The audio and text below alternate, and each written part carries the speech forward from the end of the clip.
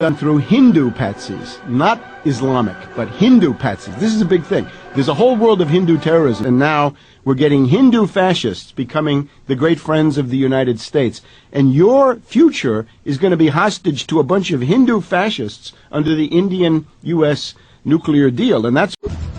International terrorism expert Rohan Gunaratne cautions Sri Lanka's gradual alignment with China, regardless of regional geopolitical realities. The LTT and the other terrorist group grew very significantly because of Indian assistance. From 1983 August until 1987 May, India's Foreign Intelligence Agency, the Research and Analysis Wing, provided arms, ammunition and explosives and guidance and direction to 6 terrorist groups, including the LTT. So the first batch of Tamil Tigers were trained in Chakrata, north of Dehradun, in a facility called Establishment 22. Prabhakaran himself visited that facility. Indian military officers who were assigned to India's Foreign Intelligence Service trained the first batch of Tamil Tigers. Second batch was trained in Himachal Pradesh. So first batch in Uttar Pradesh, second batch in Himachal Pradesh. 8 other batches were trained in Tamil Nadu, including... From a radical Hindu background and lived in the slums a pastor used to visit regularly. Persecution such as this is not uncommon in India, and these sorts of attacks are not isolated incidences. The RAW, R-A-W. Raw deal is what you're going to get from them.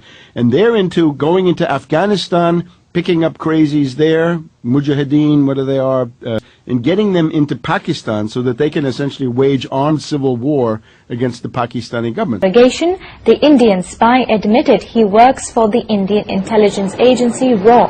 Pariyam says a person named Chandu Khatri arranged his meeting with RAW officers. He claimed they gave him money and directed him to bring information and pictures of the Pakistani army.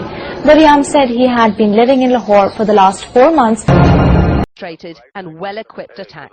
The Sri Lankan cricket team was just arriving at the Gaddafi Stadium in Lahore when the police believed there were a team of 12 terrorists.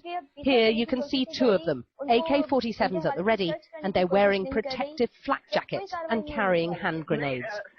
The police guarding the cricket convoy were the first targets. Several of them were shot and killed straight away. Then the cricketers themselves came under fire. One journalist nearby described what he saw and heard.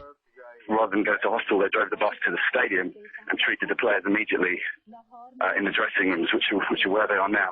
I actually went out to the dressing rooms to have a look and see what's going on. The RAW leads us then to this world of Hindu terrorism, and this is very, very big. U.S. media never interested in this stuff.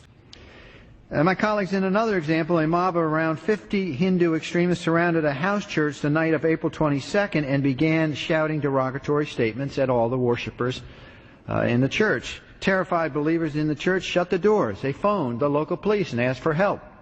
This brings us to the world of where do you get Hindu terrorists? Again, this BJP is the governing party. They'll probably be back in power soon.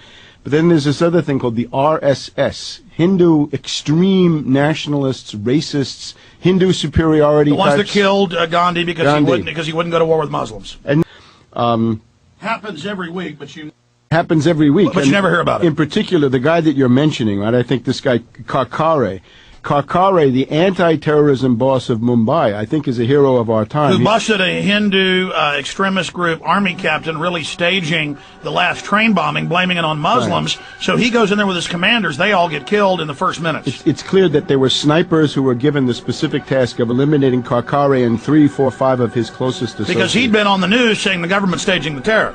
Saying in particular that this was being